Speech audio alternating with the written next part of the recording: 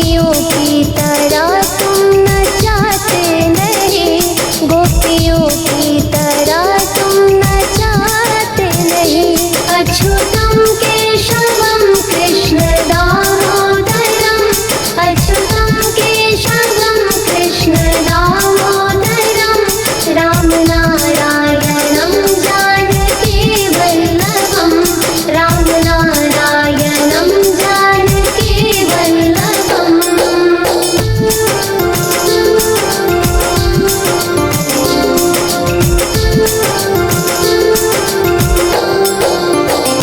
श्रीधरम माधवम गोपिका वल्लभम, जानकी नायकम रामचंद्रम हरे।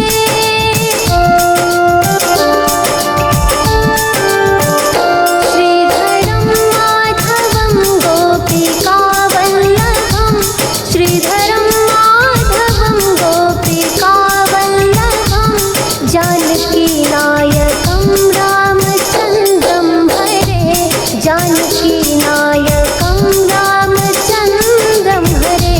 अच्युतम केशवम कृष्ण दामोदरम, अच्युतम केशवम कृष्ण दामोदरम, राम नारायणम जानकी वल्लभम, राम नारायणम जानकी वल्लभम।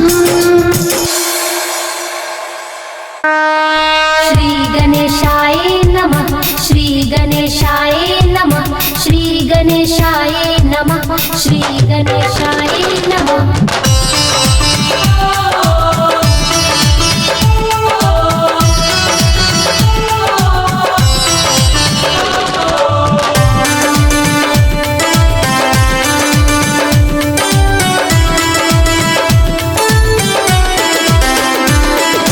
हे गजानन हे गजानन हे गजानन हे गजानन, सुन लो मेरी पुकार।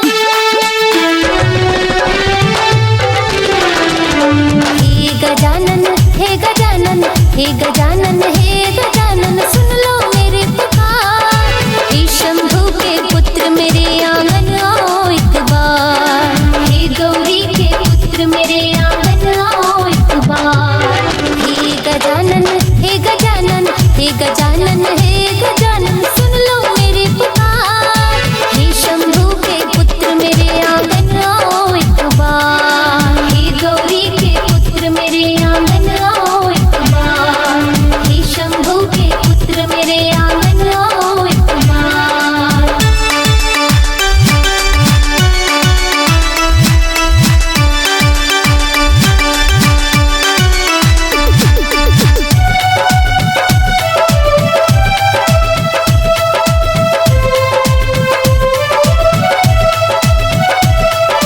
ताजे ताजे लड्डुओं के तुमको भोग लगाऊंगी, फूलों की माला बप्पा तेरे गले पहनाऊंगी।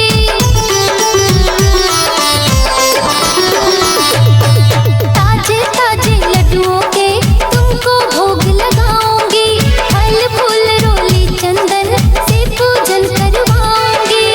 भर दो दामन भर दो दामन भर दो दामन भर दो दामन में खुशियाँ हजार।